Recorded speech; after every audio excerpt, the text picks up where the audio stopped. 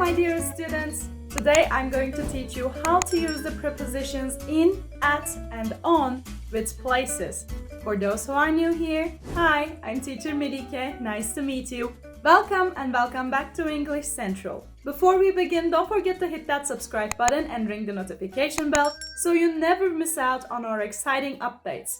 Now, let's get started. Before we talk about the differences between in, at, and on, let's understand their basic meanings. In typically refers to being within the boundaries of a location. For example, when we say she's in her room doing her homework, we can use in because a bedroom is a specific location inside a house. Moreover, it has the said boundaries because it is indoors and has walls around it. In this sense, when you say I'm in my home, you mean that you are inside that building, which is different than saying I'm at home. This leads us to the second preposition, at. This one simply means being somewhere. It doesn't have the nuance of being inside something like in has. When you say you're at home, you could also be standing in the middle of your backyard or sitting on your porch. Or when we say he is at the park, we say that the person is located somewhere within the park without mentioning an exact spot. And finally, on suggests being positioned on the surface of something. An example would be the cat is on the table, indicating that the cat is physically on the table's surface. These three are mixed up a lot since they all can be used with a place but with different meanings. As usual, the best way to learn them is by practicing them as much as possible.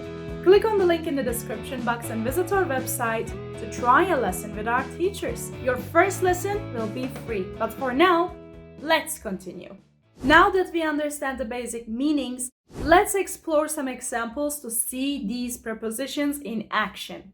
Imagine you're in your bedroom, sitting at your desk, studying for an exam. Your books are on the desk, your phone is on the charger, and your cat is in the room. In this scenario, we use in to describe the cat's location within the room and on to describe the placement of the objects on the desk. Or imagine yourself in your kitchen. Think of everything in there. You would say you are at home, but you are in the kitchen. And if you are sitting on a chair. Let's take a moment to recap what we've learned so far. In refers to being within the boundaries of a location. At means being somewhere. And on suggests being positioned on the surface of something.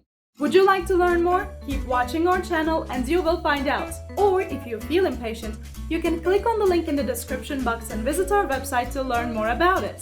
If you like this video, please consider giving us a like, subscribe, and click on the notification bell. Don't forget to comment. I'm thrilled to see what you guys think. Until next time, take care.